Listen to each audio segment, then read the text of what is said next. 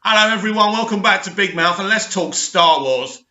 It seems to me that Bob Iger and Disney are trying to create a mass hypnosis.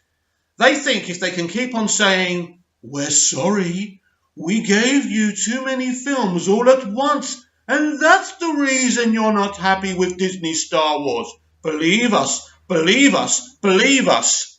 No, we don't believe you. The reason that your version of Star Wars doesn't work is because you are wokesney. That is your nickname now.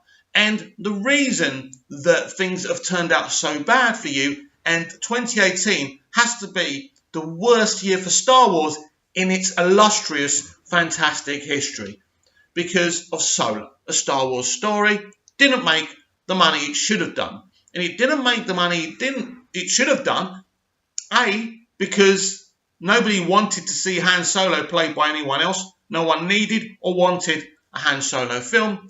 And plus, The Last Jedi was so controversial, many people boycotted it. But you don't want to admit that, Disney. You don't want to put your hands on your heart and say, do you know what? We were wrong. We arrogantly took Star Wars away from the audience and did what we wanted to do without thinking about the consequences of that. But they think if they can keep on saying, it's our fault for putting too many films on. A film a year is too much. Blah-de-blah-de-blah. By the way, there's another Star Wars film next year. So that's not been... They haven't delayed anything. It's still happening. Now, maybe he was trying to say that the gap between Solo and The Last Jedi was too close. I don't know. But if Solo was an amazing, awesome film that everybody wanted, it wouldn't have been an issue. But Disney can't admit their mistakes because Disney don't make mistakes, do they? Disney are amazing. Disney always get everything right, and Warner Brothers get everything wrong. No, the mass hypnosis must stop. Disney have made mistake after mistake with their version of Star Wars, and it started with The Force Awakens, which is an okay film, by the way, but they made mistakes from that film.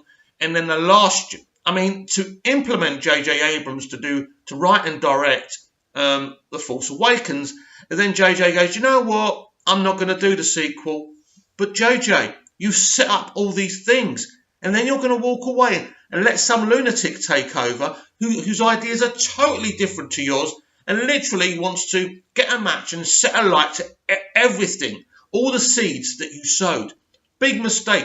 From the beginning, Disney should have said, because Johnson was writing The Last Jedi while Abrams was still shooting the Force Awakens. Now, I'm a massive J.J. Abrams fan. I've loved this guy since Alias. I've actually started rewatching Alias, and what a wonderful piece of work it was. But I just feel if Abrams just stayed for all three pictures and he's back for the third one, we wouldn't have had this problem. Yeah, there would have been some people criticising what he was doing, but I think he would have carried on his story and we wouldn't have got what we got. We still would have had an element of wokeness because this is modern day Hollywood.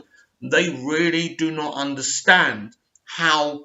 I just feel that the people who made films when I was a youngster kind of got it. They got it. It was about enthralling and entertaining and compelling an audience. And now they think by shouting for a rooftop about diversity, they think that's all they have to do. I don't believe the modern filmmaker could even make a film like Who Framed Roger Rabbit. I got that for my birthday the other day, and to think there wasn't one computer shot in that film shows how hardworking and diligent and how obsessed they were with giving the audience something. And for me, that's changed. And because movie makers have become lazy and they think they can put any old shit out for us and we'll swallow it up with a good trailer, a well-edited trailer, and that's where we are with the industry now. And the industry is pretty much dead, really, because there's no creativity, there's no originality, and that's the problem with Disney Star Wars.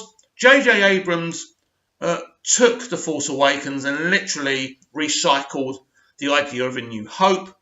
And I think he would have done the same with The Last Jedi if he did it. And he's going to do the same. He's not thought of anything new. It's all just rebranded and recycled. And that's the problem for me. So what you do is you're pretty much saying, well, it's Star Wars, there's nothing new.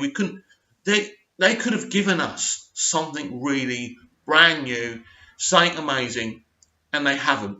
Now, the Game of Thrones people are going to be doing their own trilogy. I hope, for the love of everything that's good, that they realise to use their imaginations. They know what it takes to adapt something iconic and beloved. Star Wars is beloved and iconic. I hope they can do something for us and make us all fall in love with Star Wars again.